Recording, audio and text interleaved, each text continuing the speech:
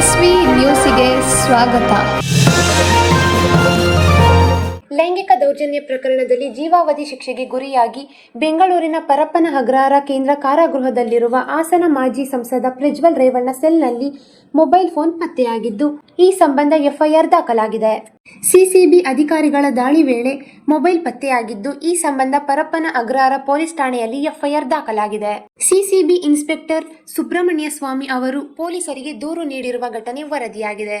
ಅಪರ ಪೊಲೀಸ್ ಆಯುಕ್ತರು ಕಾರಾಗೃಹದಲ್ಲಿ ಇರುವ ಎಲ್ಲ ಬ್ಯಾರಕ್ಗಳಲ್ಲಿ ಶೋಧ ನಡೆಸಿ ಅಕ್ರಮವಾಗಿ ಇಟ್ಟುಕೊಂಡಿರುವ ಮೊಬೈಲ್ ಫೋನ್ಗಳು, ಮಾದಕ ವಸ್ತುಗಳು ಹಾಗೂ ಇತರ ನಿಷೇಧಿತ ವಸ್ತುಗಳನ್ನು ಅಮಾನತುಪಡಿಸಿಕೊಳ್ಳಲು ಆದೇಶ ಮಾಡಿದ್ದರು. ಇದಕ್ಕಾಗಿ ನನ್ನನ್ನು ಕಾರಾಗೃಹದ ಹೈ ಸೆಕ್ಯೂರಿಟಿ ಬ್ಯಾರಕ್ಗಳನ್ನು ಶೋಧನೆ ನಡೆಸಲು ನೇಮಕ ಮಾಡಿದ್ದರು.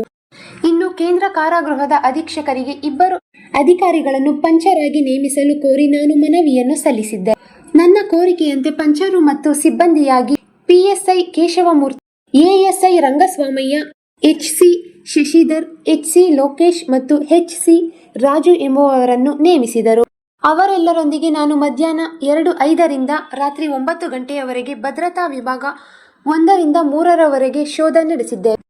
ಇದರಲ್ಲಿ ಭದ್ರತಾ ವಿಭಾಗ 3ರ 1ನೇ ಮಹಡಿಯ ರೂಮ್ ನಂಬರ್ 4ರಲ್ಲಿ ಒಂದು ತಿಳಿ ನೀಲಿ ಬಣ್ಣದ ಮೊಬೈಲ್, ನೀಲಿ ಬಣ್ಣದ ನೋಟ್ ಪುಸ್ತಕ ಮತ್ತು ಒಂದು ಕಪ್ಪು ಬಣ್ಣ ಸ್ಯಾಂಡಿಸ್ಕ್ ಪೆನ್ಡ್ರೈವ್ ದೊರೆತಿದೆ ಎನ್ನಲಾಗಿದೆ.